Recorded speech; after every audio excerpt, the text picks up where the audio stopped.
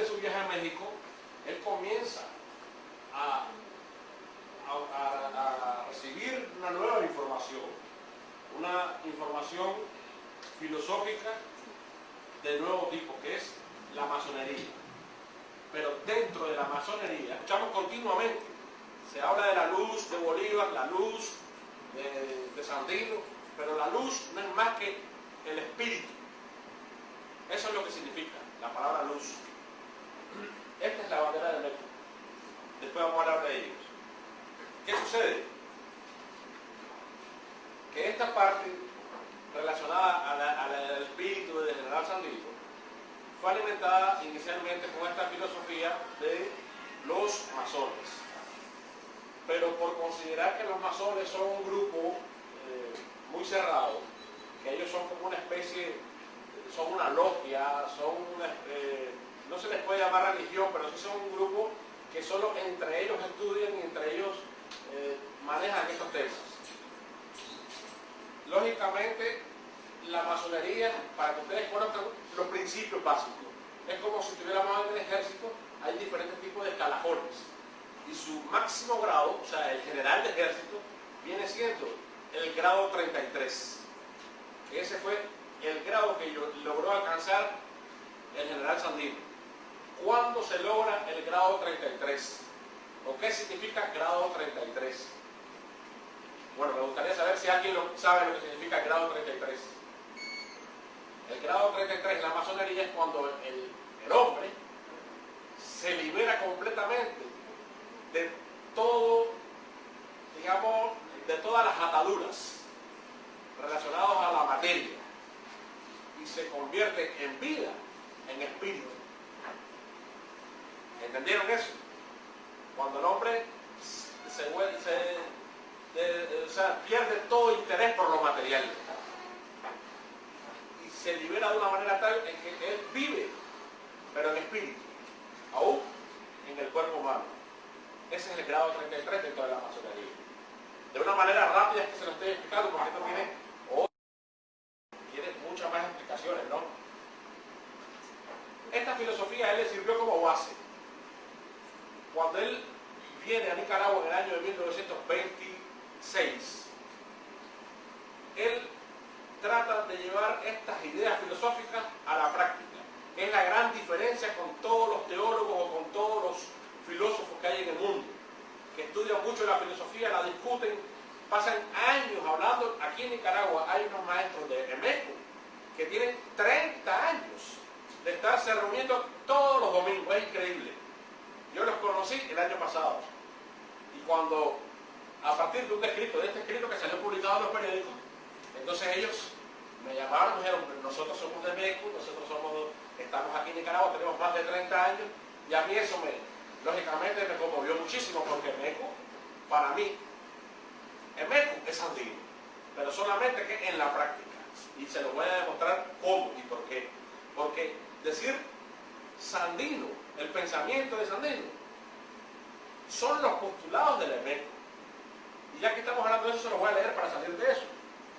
Escuchen bien los postulados del EMECO y vean el gran parecido que tienen con el pensamiento y la acción del general Sandino.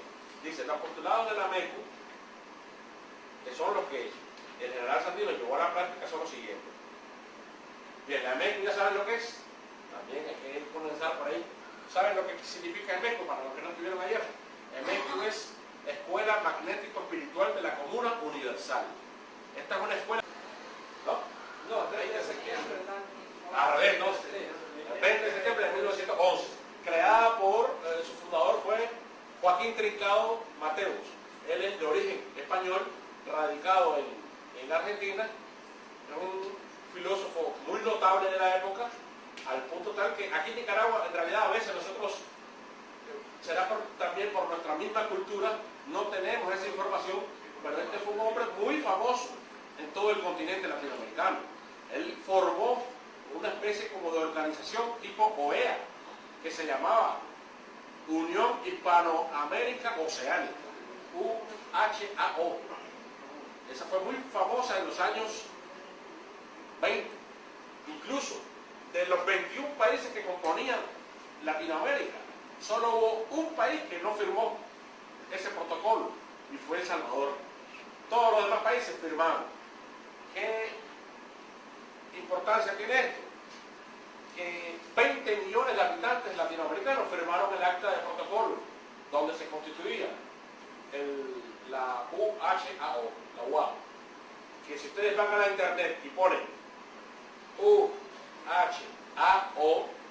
les va a decir que eso es igual a ALBA. ¿Son coincidencias? No sabemos, pero así está. Los principios son los siguientes, escúchense. La escuela tiene como fin la comuna, sin parcelas y sin fronteras. El hombre no es extranjero en ninguna parte. No debes esperarlo todo de regalo. El que nada sacrifica, a nada tiene derecho. ¿Quieres tener derechos? Créate primero obligaciones. El progreso se adquiere por esfuerzo propio. No queremos fe ciega, sino estudio, convencimiento, que hace fe viva, porque solo las obras hacen fe. No comprender una cosa no da derecho a negarla. No censures ni hagas crítica de lo que no entiendes. La crítica de lo que se desconoce es calumnia. El calumniador es vil y comete muchos crímenes a la vez. La risa del ignorante es invisibilidad. ¿Ves falta en tu semejante? Mira bien, no sea la tuya. ¿Tú quieres ser sabio? Estudia en ti mismo, habla poco, piensa alto, mira hondo, observa siempre y aprende de todos. Sabio y sin amor, no lo creas. El que sabe amar es el que más sabe.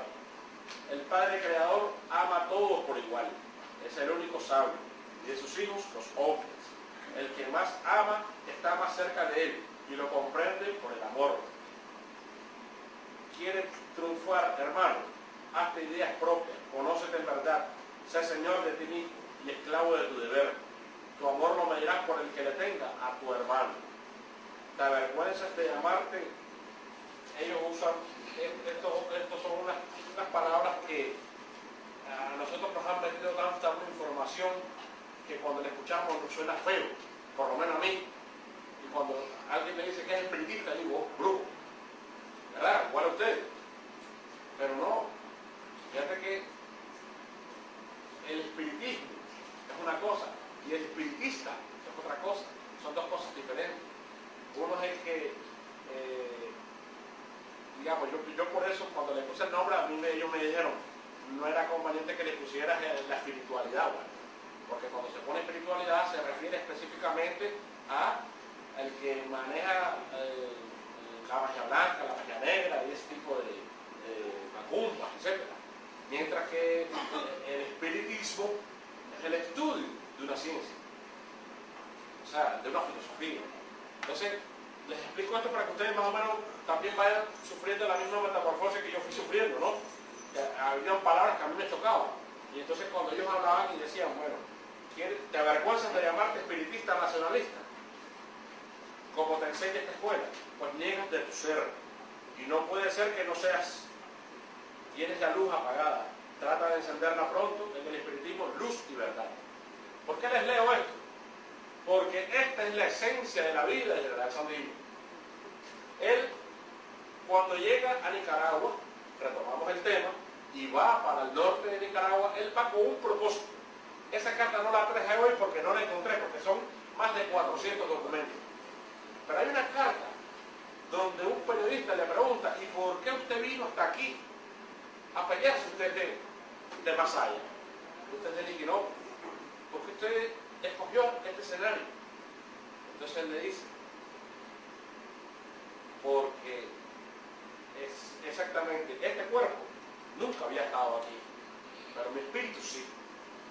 Yo ya había estado aquí en este lugar hace muchos años, miles de años. Y así él se lo decía a cada uno de sus hombres. Miren lo que le decía él a Pedrón Altamirano, uno de sus hombres más fieles. Increíble la relación que tenían Pedrón Altamirano y el general Sandino. Impresionante. Un hombre con un temple de acero igual que él, Es difícil también ver una foto de Pedro Altamirano riéndose, es imposible. Y fue uno de los pocos generales que cuando él, cada vez que salía para Managua, ese hombre le lloraba, le suplicaba que no fuera, que lo iban a matar. Y lloraba como niño. Eso me lo contaba mi tío Pedro Antonio Arauz, que era el secretario privado durante 7 años del general Sandino. Ese hombrón, porque era enorme, dice, se veía, así me lo contaba mi tío, de esa forma, dice, se veía ridículo cómo lloraba cuando el general salía, y mucho más el día 16 de febrero en que él vino a Managua, para no regresar nunca más a la Segovia, pero como materia, porque él sí ha regresado como espíritu. Eso después les explico. Miren esta carta, pero la carta yo subrayo nada más la parte que tiene que ver con esta parte espiritual. Bueno, en la carta del 2 de enero de 1930, esta no la tienen ustedes porque esta yo la traje ayer. En esta carta, él le dice: muy querido hermano, tenga usted presente, y los demás hermanos que se encuentran en esta lucha, que soy yo simplemente nada más que un instrumento de la justicia divina para redimir a este pueblo, y que si yo necesito de alguna de las miserias que existen en la tierra, es porque tuve que venir ante ustedes nacido también de mujer y presentármeles lleno de miserias humanas, a como todos los estamos en este momento, en este mundo terrestre. Pues en otro caso, no podrían ustedes haberme creído si yo no hablara como ustedes y no estuviera lo mismo que ustedes. Esta carta yo voy a tratar de reproducírsela al original y se la voy a enviar también.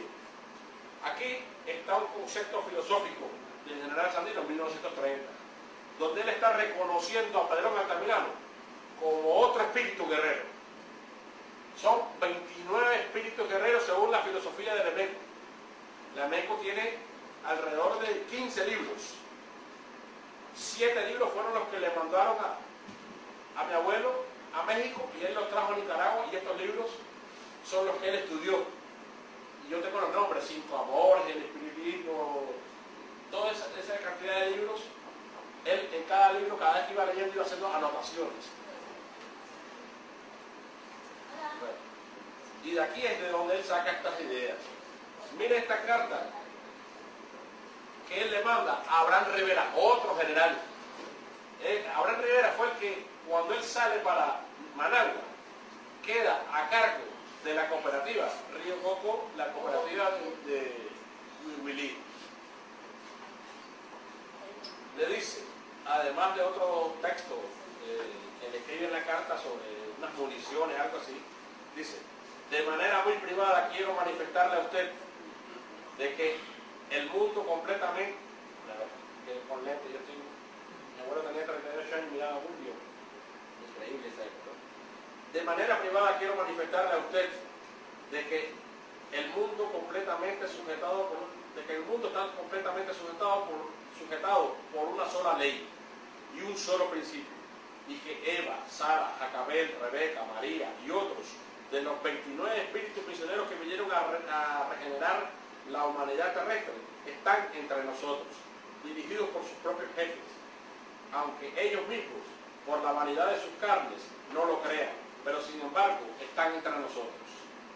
Fíjense la psique que él va practicando con cada uno de estos generales, y así con Ramón Raudales, así con Colindres, Miguel Ángel Ortiz, en cada uno de sus generales, incluso con su esposa Blanca Esther Arauz, él tenía este mismo pensamiento. Esa carta sí la tienen ustedes.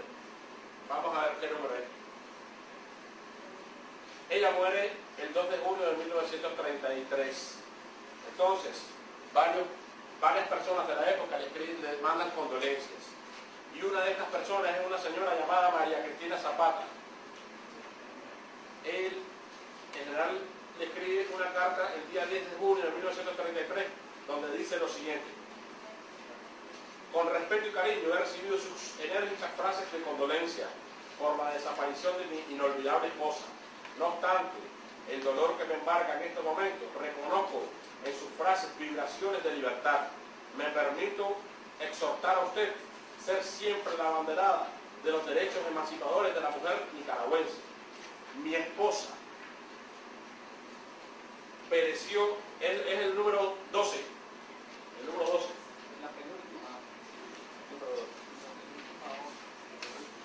Voy a esperarlo. Aquí donde él dice una... ya la tiene aquí, correcto. Dice, bueno, aquí él le está dando a conocer por primera vez por qué muere Blanca Esther Araúz. Que todo el mundo decía que había muerto porque fue un parto mal habido, o sea que como que mi mamá venía cruzada o algo así, y no, fue un problema con la placenta.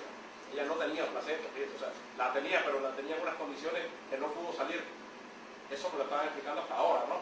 Pero miren lo que dice Sandino en ese entonces, dice: mi esposa pereció en el parto a consecuencia de golpes recibidos al caer de una mula cuando de nuestro cuartel general, o sea, del Chipote, se conducía a esta población a San Rafael del Norte, trayendo mis instrucciones de concertar la paz, que culminó el 2 de febrero del corriente año.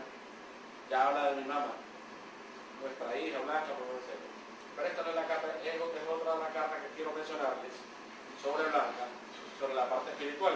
Creo que viene siendo la número 11, la número 11, que es al vicepresidente de la República de Nicaragua, que también le contestan las condolencias. Miren cómo dice: excelentísimo señor vicepresidente de la República, don Rodolfo Espinosa, Casa Presidencial Managua. De mi parte solamente veo a dos hombres en el país entero, a saber, el doctor Sacasa, que es el presidente, y usted respectivamente, presidente de la República de Nicaragua. Así pues, pongo de mi ser en vuestras palabras de condolencia. Aún estoy recibiendo el golpe más rudo de mi vida, considerándolo un sacudimiento a cualquier letargo de mi espíritu. Sinceramente, aun cuando a vosotros dos os pese, por mandato de Sion, soy vuestro celador. Esta palabra de celador es de Meco. Sandino era el celador de la Meco aquí en Nicaragua. Celador viene siendo un cargo, viene siendo como el director. Él era el celador de la EMECO en Nicaragua. Así está nombrado. Y yo tengo el artículo de la EMECO de ese entonces, donde está nombrado como celador de la EMECO en Nicaragua. Y él lo que estaba haciendo en Huihuilí era una cooperativa, pero al mismo tiempo era una escuela. Y era un proyecto, era una comuna universal, que después yo les voy a hablar un poquito más sobre qué era una comuna, qué es una comuna. Y entonces, como celador, era el director de la escuela. Entonces, o el representante, el jefe. Entonces, aquí él está dando a entender que él es como su cuidador, su representante en la región. Dice: nada hay por el acaso. Y el mismo hecho de que en la tierra una mujer, o sea, su esposa, fuese libre su freno para concertar la paz de que se disfruta en estos momentos en Nicaragua, y que hoy, concluida su misión terrenal, desapareció. Significa órdenes para mí de la omnipotencia, que aunque os preciéis de entenderle, sin embargo, soy guía. O sea, son palabras que hay que estudiarlas fuertísimas, pero en realidad el espíritu de él estaba cumpliendo una misión terrenal, siempre. Y él aquí vino con un grupo de espíritus guerreros, que suman la cantidad de 29 espíritus guerreros. Esta cantidad es impresionante, porque aparece en los estatutos de la MEC, aparece en las cartas de Sandino, y aparece en las palabras del presidente Hugo Chávez. Ahí se los voy a explicar después. Dice, bueno, yo lo que quería leer era más que todo donde él se identifica como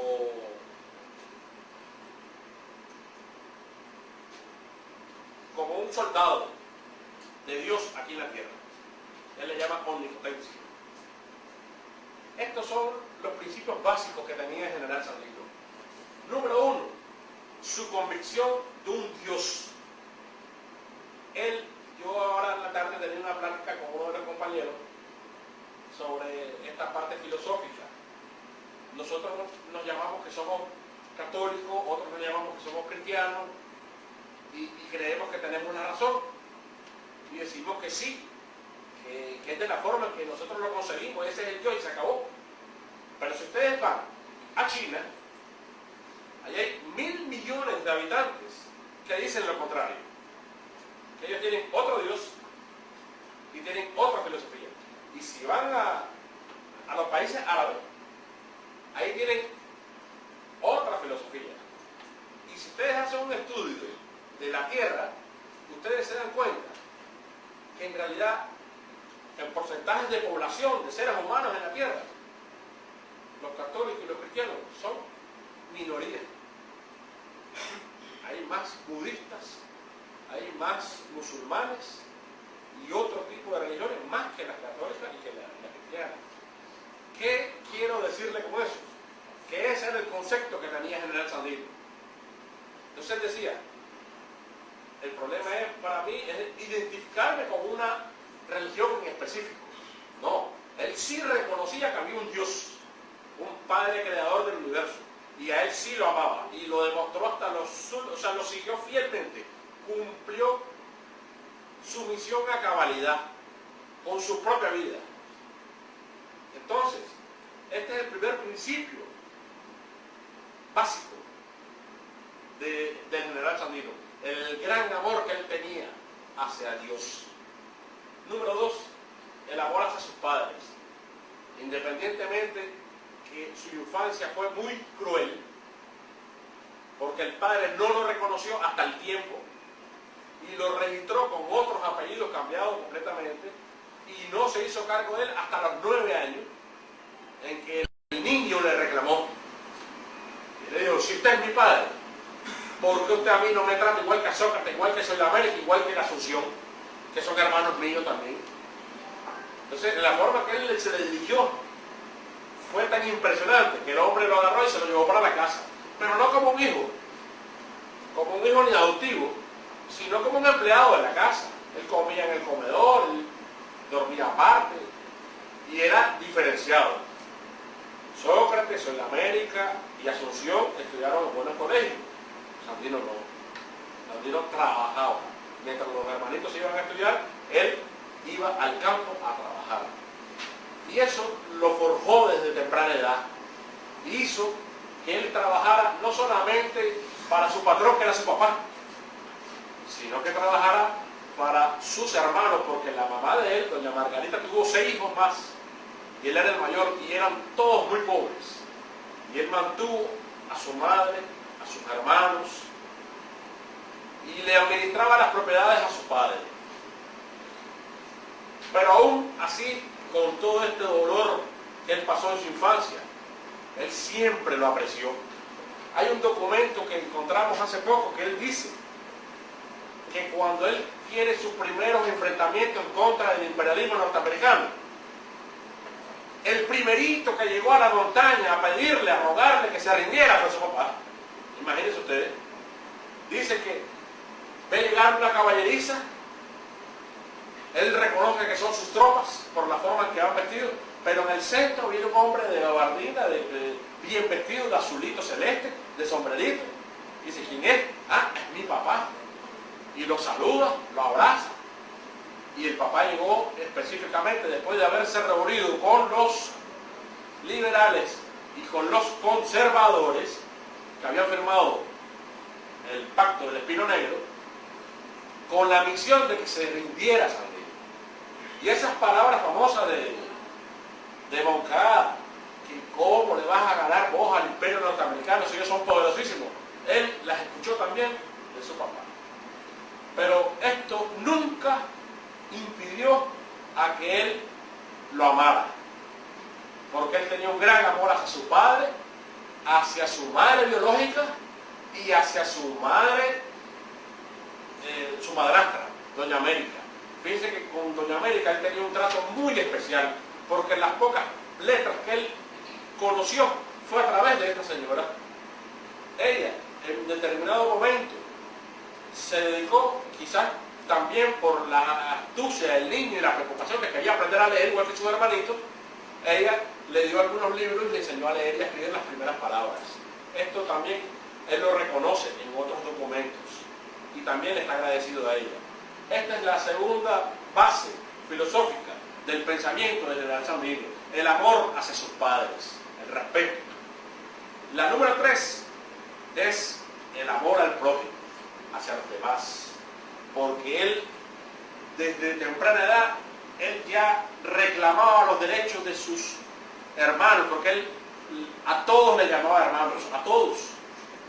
Pero los campesinos de la región donde él trabajaba, en Iquinomo, que trabajaban con él y eran explotados y no les daba ni para comprarse zapatos y morían de enfermedades, el primer reclamo él se lo hace a su padre.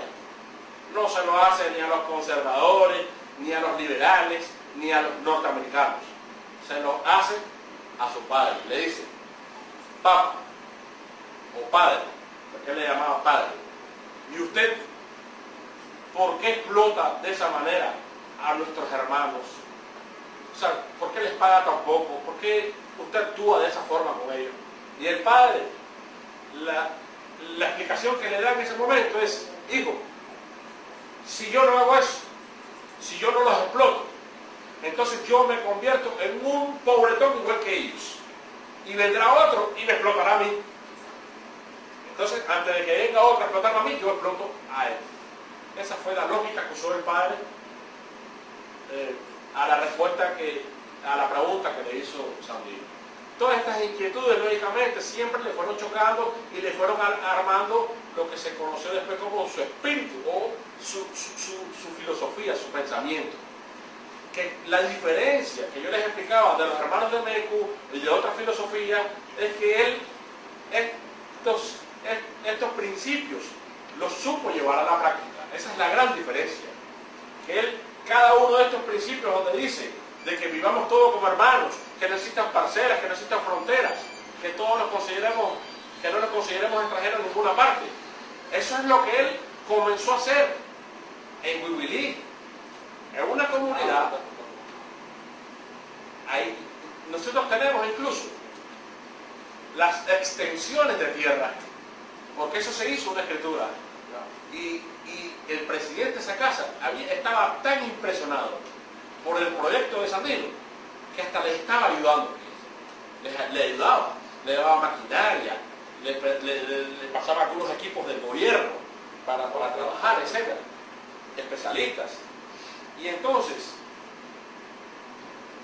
el proyecto en sí era un proyecto agrícola, era un proyecto minero, era un proyecto obrero, tenía varios conceptos, pero el fundamental, que no se menciona en ninguna parte, era un proyecto espiritual, porque ahí se estaba enseñando las doctrinas de la EMEC, ahí, en ese campamento. Ahí habían no 3.000 hombres, ahí habían 3.000 familias, porque ya la guerra se había terminado, y es lo que les había dicho a sus hombres, que el que quisiera irse a trabajar con él, que se fueran con su familia a esas tierras y que la trabajaran, la produjeran y que viviéramos como hermanos. Y así fue.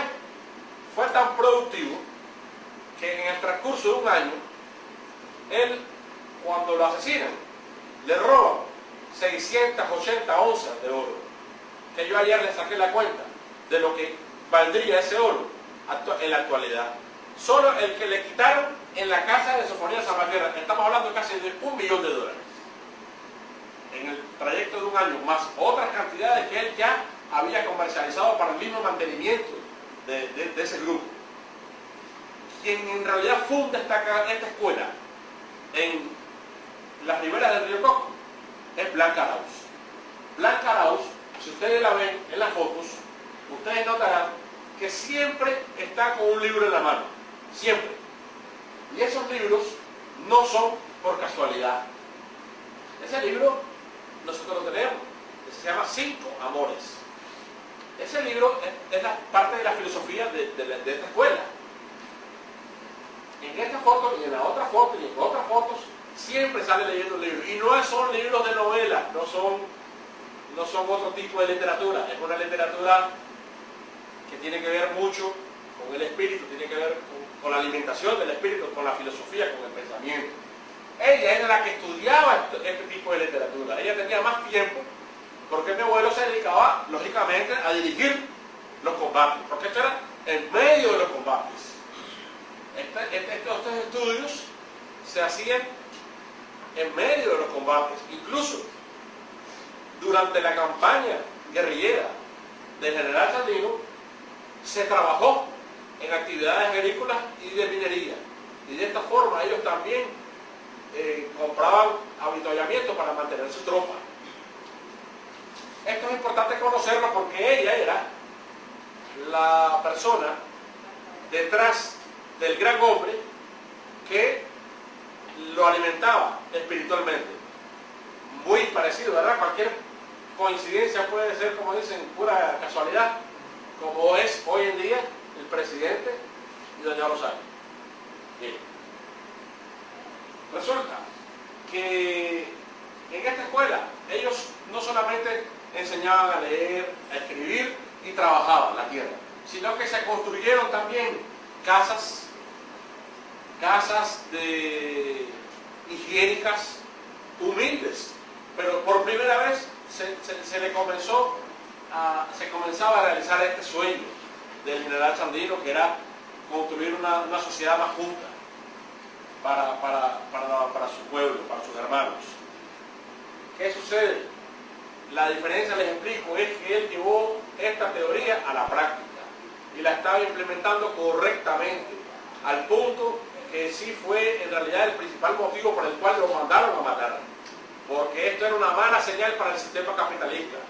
Esto que él estaba realizando aquí le llamaba a él comuna, una comuna, decía él en las cartas que él le manda a Joaquín Trincado, le dice que es una comuna universal la que él está creando aquí en Huihuilí. Sin embargo, para que a veces las cosas se puedan entender mejor, él le llamaba, miren la papelería de él, busquen la página 10 por favor, en la papelería de él siempre le ponía Cooperativa Río Coco, sección central, Huihuilí, Nicaragua, en la parte superior. Aquí nosotros podemos ver, esta era la papelería oficial de él. Incluso hay otros documentos en que esta papelería, él le cambia el nombre de Huihuilí con W, porque dice que eso es americanizado, y le pone Huihuilí con G. Y entonces en otros documentos él ya le cambia y le pone Huihuilí con G y le pone el sello de su ejército. Que algunos de ustedes tienen idea qué significa el sello. No creo que tengas aquí una foto del sello, o si tienes algún sello que se pueda acercar. Pero todos lo conocemos, ¿verdad? A ver, ¿quién me puede decir qué significa el sello? Dígame usted, por favor. Dígame, ¿qué significa el sello?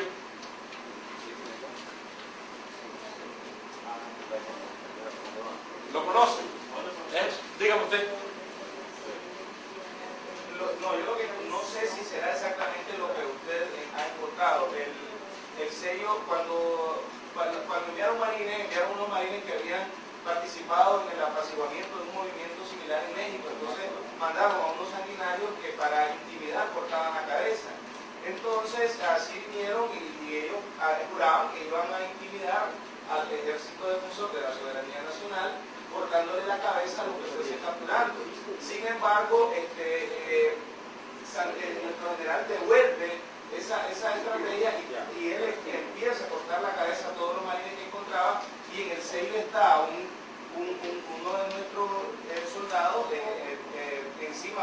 cortarle la cabeza a un gringo y está en el emblema del sello, pero no sé si es algo más. Esto es lo que yo en algún lugar creo que leí.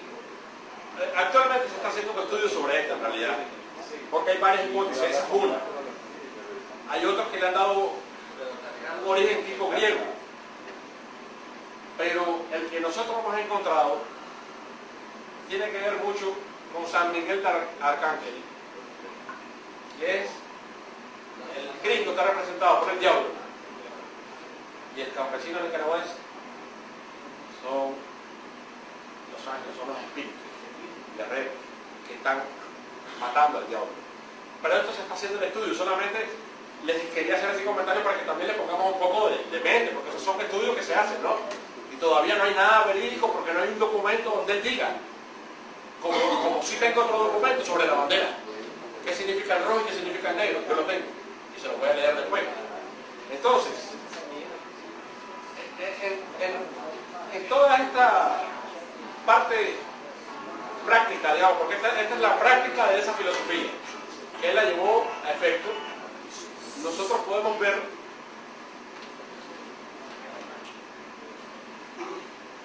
antes de pasar, quiero terminar con lo de los 29. Búsquenme la foto del presidente Chávez, por favor. Hubo una situación para mí muy impresionante hace un año, cuando yo tuve la oportunidad, el gran honor de conocer al presidente Hugo Chávez. Entonces, en esta ocasión, el comandante me dice, Walter, vení, te voy a presentar al presidente.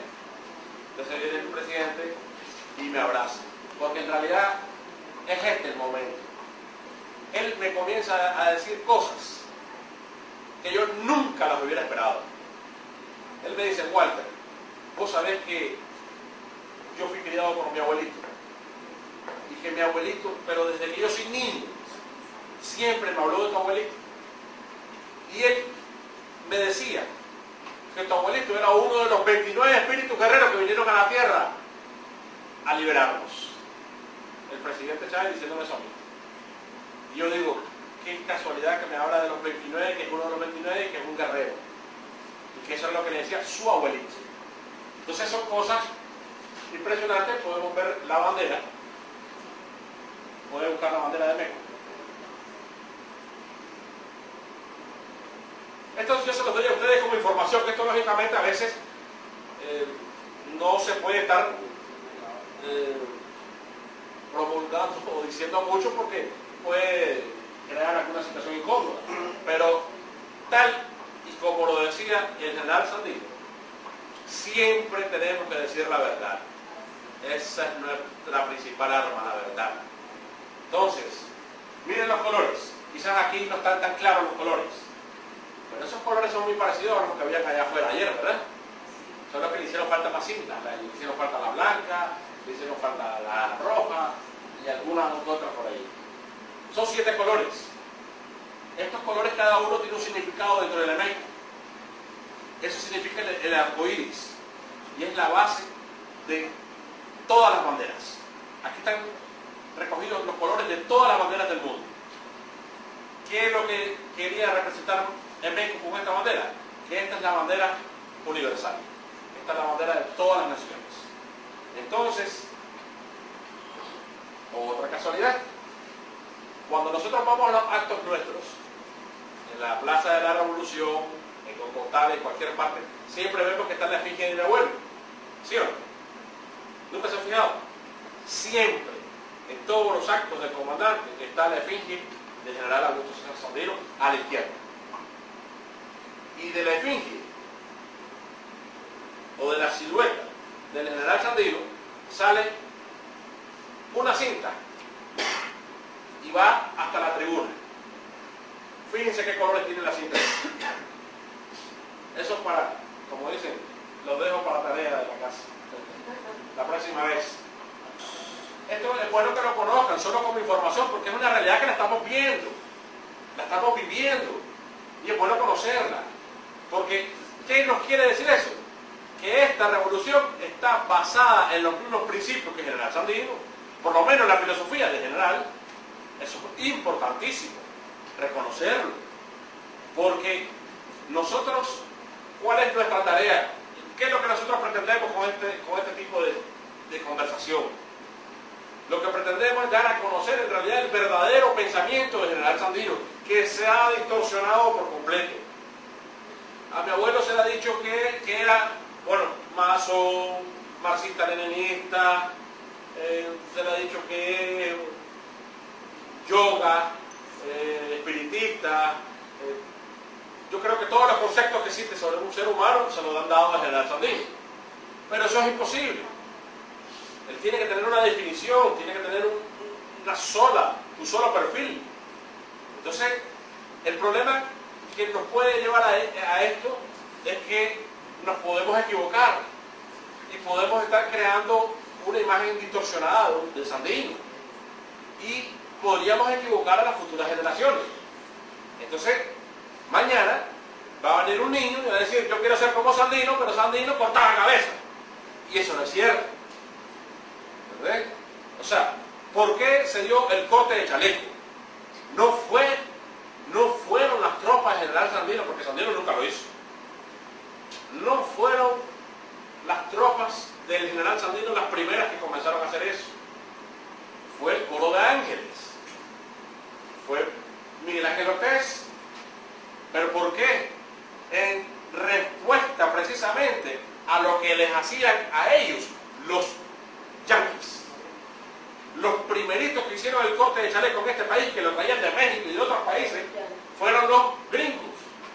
Y en respuesta a ese tipo de tortura y de salvajismo, aquí se les aplicó la misma medicina y se les colgaban los árboles para que estuvieran varios días ahí. Entonces, no fue algo que nació y que era costumbre o que era como una creencia originada del Ejército Defensor de la Soberanía Nacional. Eso es falso, completamente. Es parte de una guerra. Las guerras pasan y suceden cosas terribles. Entonces, ¿qué es lo que nosotros perseguimos? Número uno,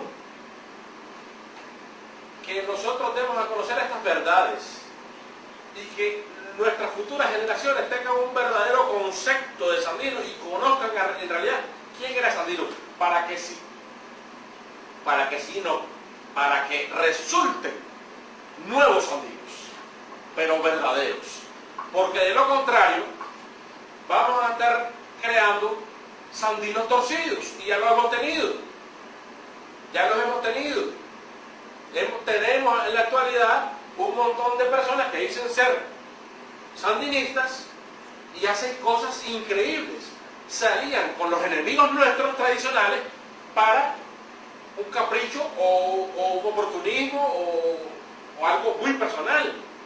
Sandino incapaz de hacer eso, de aliarse con los enemigos solamente para obtener una victoria él en lo personal o por un problema personal con él. Nosotros tenemos, yo digo con esta palabra, pero un poco como de crítica, que darle gracias, entre comillas, a estos ideólogos que nosotros tuvimos, sandinistas, que se llaman sandinistas, en el pasado. Porque estos ideólogos, como Sergio Ramírez, como en el caso nuestro, que fuimos militares, ¿te acordás de Hugo Torres? Era un hombre, pero lo más ortodoxo que había en el sandinismo. Un hombre hasta marxista-leninista. Míralo ahora, buscando los dólares en Estados Unidos. ¿Ya? Entonces, tenemos a Julio López, tenemos a Jorge Eduardo Arellano, ese era ¿cómo es que le dicen?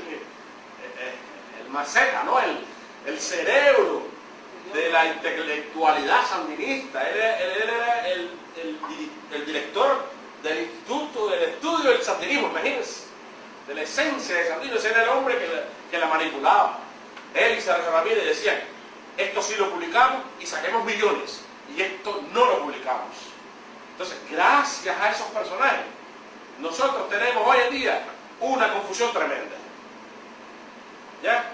Porque los desvirtuaron de un mismo documento. ¿Por qué ustedes nunca conocieron esa carta de Perón Altamirano? ¿Por qué? O esa carta a Hilario Chavarría, que se las voy a leer después, o la carta a Abraham Rivera, ¿por qué no la conocieron? Porque simple y llanamente en aquellos entonces, como camaleones, ellos eran marxistas-leninistas, y entonces decir, como los marxistas-leninistas son ateos, entonces era imposible aceptar que Sandino creyera en Dios.